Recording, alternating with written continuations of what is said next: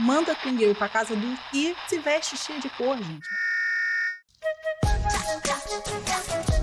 Olá, terráqueos! Hoje a gente vai assistir uma pessoa nova aqui nesse canal. Eu já falei e vocês já indicaram essa pessoa aqui várias vezes, por isso eu resolvi trazer esse vídeo hoje pra gente reagir juntos. E é a modista do Desterro. E a gente vai ver hoje como é que as pessoas se vestiam antigamente. Será que é igual às novelas da Globo mostram? Tenho certeza que não, mas a gente vai descobrir agora. Mas antes de começar o vídeo, já deixa aquele like, se inscreve no canal se você ainda não é inscrito e ativa o sininho para não perder nenhum conteúdo novo. Bora lá! Se você gosta de novelas e minisséries de época brasileiras, já tá acostumado a ver as pessoas comuns vestidas sempre em tons de marrom, bege, cinza e preto. Mas a real é que as roupas dessa galera eram muito mais coloridas. E no vídeo de hoje nós vamos falar sobre as cores nas roupas brasileiras de 1700. Meu nome é Pauline Kisner, eu sou historiadora da indumentária e recriadora histórica e você está no canal da Modista do Desterro. Se você caiu pela balaustrada da caravela, foi carregado pelo balanço das ondas do mar e está chegando aqui hoje por acidente, seja muito bem-vindo. Nesse canal, a gente fala de história da moda, mas com consciência de classe. Sempre a partir do estudo das fontes originais da época e das pesquisas desenvolvidas nas universidades e nos museus. Tudo isso para trazer para você um conteúdo histórico gratuito, de qualidade, na nossa língua portuguesa, sem sensacionalismo e sem informação tirada do Quando a gente fala de história do Brasil, a verdade é que o contato mais próximo que a maioria das pessoas tem com o assunto é através das produções audiovisuais. Novelas como A Escrava Isaura, Chica da Silva, Novo Mundo, Lado a Lado, além de filmes já clássicos como Carlota Joaquina, que deixaram uma marca muito profunda no modo como as pessoas imaginam o que era viver no Brasil. Gente, eu amava A Casa das Sete Mulheres, sério. Dos séculos passados. E embora essas produções sejam ficção e uma forma de entretenimento, não necessariamente algo com objetivos educacionais, para muita gente, elas acabam sendo sim uma referência muito forte sobre a história do país, se não a única referência mesmo. E até para conseguir marcar bem as diferenças entre os grupos sociais, essas produções têm uma tendência de vestir as camadas populares com cores muito sem graça. Mas quando a gente vai para as fontes da época, a gente descobre que, na verdade, o brasileiro sempre foi extra pra caramba quando o assunto é cores e estampas nas roupas. Então já senta o seu dedinho nesse botão de like, se inscreve aqui no canal, ativa as notificações e vem comigo para descobrir exatamente por que esse negócio de clean girl não combina com a gente.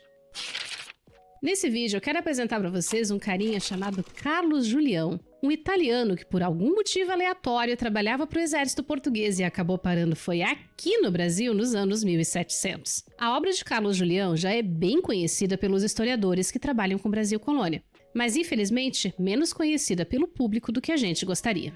Julião nasceu em Turim, na Itália, e teria ingressado no exército português em 1763 como engenheiro, com a função de mapear as centenas de milhares de fortalezas que os portugueses saíram construindo nas suas colônias. Só que o Julião também tinha formação como artista, ele era pintor. E isso fez com que ele acabasse olhando para outros aspectos da colônia que, pelo menos para a finalidade desse canal, interessam bem mais pra gente. Nesse caso, especificamente, o modo como os diferentes grupos sociais se vestiam.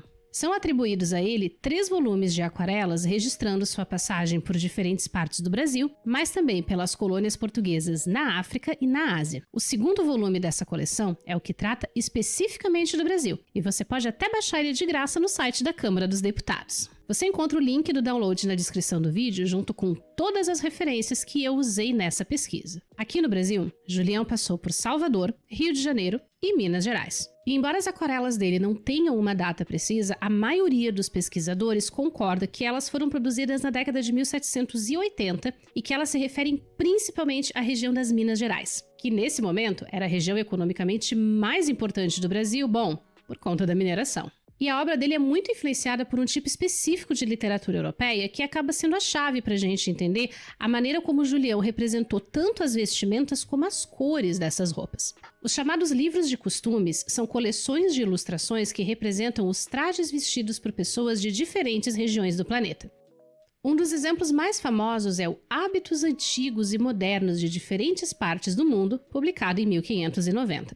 Esses livros ilustrados podiam ser coloridos ou não, e às vezes acompanhavam pequenos textos descrevendo o traje apresentado e o grupo ao qual ele pertencia. O importante de dizer aqui é que não são retratos de pessoas específicas, mas sim o resultado de um somatório de informações visuais com a qual o artista teve contato num determinado período de tempo, e ele acaba pegando aquilo que mais chamou a atenção, aquilo que deixou uma impressão mais duradoura, mais marcante, e incluindo isso na representação. E sendo um europeu, Julião estava na posição de artista viajante, em que coisas que provavelmente eram corriqueiras para quem vivia nas colônias, para ele eram novidades que chamavam muito a atenção. Sabe aquele negócio de turista que se impressiona com as coisas mais banais que os moradores acham absolutamente normais, não ligam a mínima no seu dia a dia? Então, é mais ou menos isso. Só que até esse olhar impressionado e curioso dele era influenciado pelos conceitos europeus de estética, beleza e moral. E a gente não pode esquecer que é o olhar do colonizador. O que, infelizmente, é só o que a gente tem na maior parte do tempo. Porque eram os agentes da colonização, o governo, as autoridades religiosas, que tinham meios e recursos para produzir esse tipo de registro. Então a gente precisa olhar nas entrelinhas, comparar diferentes fontes e discursos, e é por isso que você tem que desconfiar de todo o conteúdo de história na internet que seja produzido usando uma única fonte. Gente, a maioria da história que a gente tem do Brasil, aliás, do mundo, não só do Brasil, é pela perspectiva do colonizador, do europeu, do norte global, nunca é pela perspectiva do colonizado. Até porque quem tinha acesso a produzir esse tipo de material numa época onde as pessoas pretas estavam sendo escravizadas, povos originários sendo mortos, dizimados. Então, sempre que a gente olhar para uma época específica da história, a gente tem que pensar em quem não está aparecendo naquela história também, em quem está escrevendo aquela história, quem tinha poder para escrever aquela história naquela época. Mulheres podiam contar a história nessa época? Mulheres podem contar a história até hoje, de alguma maneira? Quem foi apagado nessa história? Todos esses pensamentos têm que passar pela nossa cabeça quando a gente pensa em um momento histórico que não seja o que a gente está agora. Mas agora vamos falar sobre o que a gente encontra nas aquarelas do Julião e como isso se relaciona com outras fontes do mesmo período. Comparando com artistas do século XIX, pode parecer que a anatomia das aquarelas do Julião é meio esquisita, mas eu juro pra vocês que faz parte do lance dos livros de costume. Porque o foco tava mais nos detalhes das roupas do que em qualquer outra coisa. Cruz credo. E ele tem, por exemplo, ótimos registros dos uniformes militares usados por diferentes regimentos do exército português aqui na colônia. Mas também muitos registros da população civil. E uma das coisas que chama a atenção é a riqueza de detalhes na representação dos grupos sociais e étnicos e na diversidade de cores, cortes e estampas das roupas. O que permite que a gente tenha uma ideia, ainda que muito pequena, sobre o que as pessoas usavam aqui na colônia, o que circulava por aqui, e comparar com o que a gente tem na Europa na mesma época, para que a gente tenha uma noção, ainda que mínima, sobre o que era importado, copiado da Europa e o que era adaptado, o que era uma coisa mais propriamente brasileira. E para não parecer que o Julião estava exagerando com relação às cores e às estampas, eu quero mostrar uma coisa para vocês. Isso aqui é um livro de amostras de tecido de uma confecção inglesa, que foi produzido especificamente para atender o mercado de Portugal e Espanha em 1763. O fato de ter um catálogo com estampas específicas para esse mercado de Portugal e Espanha aponta duas coisas muito importantes para nós. Primeiro, que Portugal e Espanha tinham um perfil de preferência de tecidos diferenciado. E segundo, que era um mercado tão importante que valia a pena para uma grande manufatura inglesa produzir coisas específicas para lá. Os tecidos desse catálogo têm cores fortes e vibrantes, estampas contrastantes e com elementos florais grandes, mas esses tecidos não chegavam diretamente da Inglaterra para os portos brasileiros. Sendo colônia de Portugal, o Brasil só podia receber navios portugueses ou navios estrangeiros que tivessem sido autorizados pelo governo. Isso fazia parte da política portuguesa de manter o controle econômico sobre a colônia e de evitar que as nações inimigas de Portugal fizessem a festa por aqui. O problema é que Portugal não era um grande produtor de tecidos. Então o governo tinha tratados de comércio com países que ou produziam tecidos ou transportavam tecidos em grandes quantidades de outras partes do mundo, como a Inglaterra, que no século XVIII já estava se tornando uma grande potência têxtil, principalmente de tecidos de lã, mas também produzia sedas de ótima qualidade. E a Holanda, que movimentava quantidades imensas de tecidos da Ásia para a Europa e para a África, especialmente as sedas chinesas e os algodões indianos. Tá, mas aí como é que a gente sabe que esses tecidos eram consumidos aqui no Brasil? Através de documentos, como os testamentos e os inventários, que descrevem as peças de roupas que as pessoas possuíam, identificando coisas como nomes dos tecidos, cores e até tipos de decoração. Mas também de determinações do governo português que procuravam proibir a entrada de tecidos e outros produtos de luxo vindos da Ásia que fossem transportados em navios estrangeiros. E olhando algumas representações de tecidos na obra do Carlos Julião, mesmo com todas as liberdades artísticas que ele possa ter tomado, a gente consegue sim identificar alguns pontos de semelhança com o que era consumido na Europa no século XVIII, e em especial um tecido chamado chita. Se você pensou naqueles tecidos florais baratinhos usados em trajes de festa junina, bom, não é bem deles que a gente está falando. A chita original era um tecido de algodão com estampas extremamente complexas, fabricado à mão na Índia e considerado uma das primeiras mercadorias de moda globais. E os navios de comércio portugueses que vinham da Índia transportando esses tecidos paravam na costa da África e aqui no Brasil antes de chegar em Portugal, fazendo com que sim, esses tecidos circulassem por aqui. Aliás, a maioria das chitas importadas da Ásia não ia para Portugal, ela acabava ficando ou aqui, no Brasil, na América, ou então na costa da África, onde ela era trocada por africanos escravizados, que por sua vez eram enviados para o Brasil para abastecer as lavouras e a mineração. E como a gente tem alguns exemplos de roupas europeias dessa época em acervos de museu e casas de leilão, dá para comparar as estampas delas com o que o Carlos Julião pintou.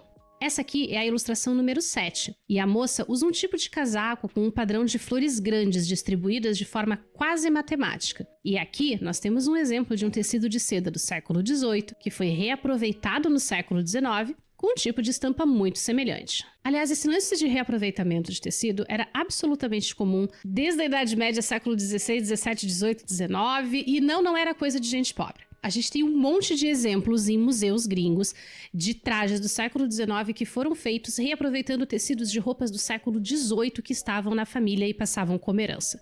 Não era necessariamente uma questão de necessidade, era uma questão de ser um costume da época para não se perder tecido, porque tecido era muito caro. Acho que tem muito isso até hoje com vestido de noiva, né? Tem muita gente que herda o vestido de noivo da família. Então, tem essa coisa dessa tradição de você transmitir a roupa da avó para a mãe, para a filha. Então, eu acho que é o mais próximo que a gente tem disso na nossa atualidade, né? Essa é a ilustração 26, que retrata 2 homens escravizados. E esse padrão de tecidos listrados é muito registrado nos inventários dos navios negreiros holandeses.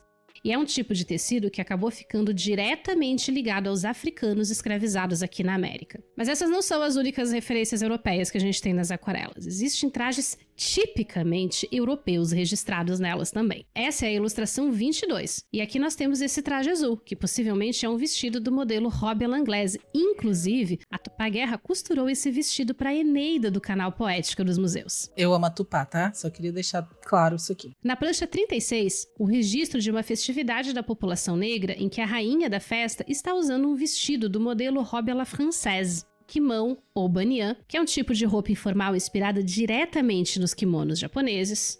Mas a gente também encontra algumas coisas que são razoavelmente diferentes do que é registrado como estando em uso na Europa na mesma época, e que levanta a possibilidade de que sejam adaptações ou hábitos tipicamente brasileiros. Como os escravizados da ilustração 13, que usam um tipo de saiote estampado junto com um conjunto europeu de casaco, colete e calção. Essas blusas femininas com mangas super curiosas que aparecem nas ilustrações 20 e 23, esse jeito diferentão de usar o que parece ser um casaco masculino e que aparece em várias ilustrações do livro. E o que provavelmente é uma das maiores riquezas desse conjunto de aquarelas, que são os registros de mulheres negras, livres e escravizadas, com diferentes trajes e acessórios, mostrando uma riqueza muito grande de cores, texturas e silhuetas. Algo totalmente diferente das representações habituais dessas mulheres nas produções audiovisuais.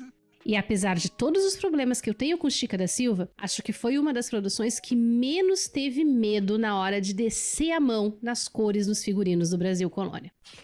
Já fazia algum tempo que eu não mexia com o material do Carlos Julião, e aí nesse processo de reorganizar o canal e reorganizar algumas coisas do meu acervo aqui, eu reencontrei o volume que eu tenho impresso na década de 60 pela Biblioteca Nacional. E aí eu voltei a folhear, voltei a olhar para ele com carinho. Engraçado, né? Que depois de algum tempo sem mexer, a gente olha para as coisas com um olhar diferente, a gente nota coisas diferentes e tem perguntas e interesses diferentes. E aí, folheando, eu me reinteressei principalmente pela questão dos tecidos e retomei algumas hipóteses de pesquisa, enfim, tem aquele comichão interno. E aí eu resolvi que vou tentar a mão de recriar trajes das aquarelas do Julião outra vez. Mas para isso você vai ter que assistir os próximos vídeos. Então, meu amor, se você assistiu até aqui, muito obrigada. Gente, Clean Girl não existe pra gente, nunca existiu e nunca existirá. Nós somos pessoas latino-americanas. Nós não usamos poucas cores, nós não somos clean girls, nós não temos esse padrão. E a gente tem que se orgulhar disso, né? E não ficar trocando o nosso padrão por uma estética clean girl que não nos pertence. Então, manda Clean Girl pra casa e se veste cheia de cor, gente. Vamos botar umas cores, ó, aqui, umas flores, uns negócios coloridos pra mostrar a nossa cultura, como a gente é colorido, como o Brasil é incrível, feliz. Não é essas cores de Clean Girl sem graça, não. Tá? Marrom claro, nude. Ah, pelo amor de Deus. Não. A gente é latino-americano. E a gente tem que se orgulhar disso. E as cores sempre estiveram presentes na nossa cultura, assim como ela acabou de mostrar pra gente. E é isso. Espero que vocês tenham gostado desse vídeo. Já deixa aquele like, se inscreve no canal se você ainda não é inscrito, ativa o sininho para não perder nenhum conteúdo novo do canal. E se você gosta dos meus vídeos, considere se tornar membro aqui do canal. A partir de R$ 4,99 você tem acesso a conteúdos exclusivos para membros, leituras radicais, aprofunde-se comigo e muito mais. E é isso. Beijos, até o próximo.